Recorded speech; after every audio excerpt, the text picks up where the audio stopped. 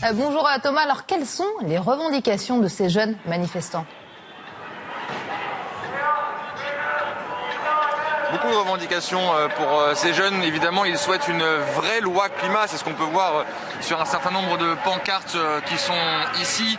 Génération sans avenir, c'est également ce qui est écrit sur cette banderole que vous voyez sur le devant de ce cortège qui s'était lancé donc de la place du Panthéon il y a quelques minutes en direction d'une place non loin de l'Assemblée nationale. Ils réclament donc une vraie loi climat parce qu'ils estiment que la loi climat qui est en train d'être examinée à l'Assemblée nationale ne répond pas aux enjeux de cette lutte contre le dérèglement climatique. On sait qu'il y a un certain nombre de mesures de la Convention citoyenne pour le climat qui n'ont finalement pas été retenues par l'exécutif. Alors ici, on demande des mesures concrètes.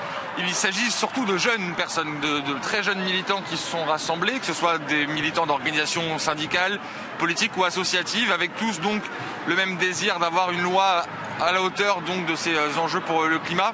Je propose d'écouter un témoignage que nous avons pu recueillir tout à l'heure dans cette manifestation. On ne veut pas être la génération sacrifiée. La génération sacrifiée à la fois à cause de la précarité, mais aussi à cause des réformes climat, à cause du gouffre climatique face auquel on est et face auquel le gouvernement ne fait rien. L'État français a déjà été condamné pour inaction climatique. Aujourd'hui, il a essayé de prendre un peu sa revanche, de faire une belle communication autour d'une convention climat. La réalité, c'est qu'il ne prend plus aucune de leurs propositions quasiment. L'Élysée aujourd'hui s'est transformé en agence de communication. Nous, on a des revendications et on a des propositions pour le climat. Il faut faire la transition énergétique. Il faut planifier la bifurcation écologique. On ne peut pas continuer à produire aujourd'hui comme on produisait hier.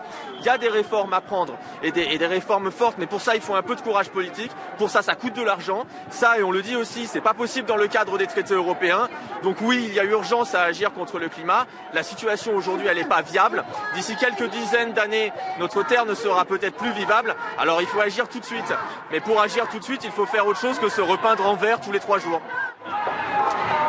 Vous l'avez entendu, donc enjeu climatique, mais pas seulement. Beaucoup ici manifestent également par rapport à la précarité étudiante. On sait la crise sanitaire a plongé un certain nombre d'étudiants dans des situations très précaires et cela vient rajouter de l'instabilité pour certains et puis surtout un manque de perspective pour l'avenir. C'est la raison pour laquelle ici les manifestants parlent donc de génération sacrifiée.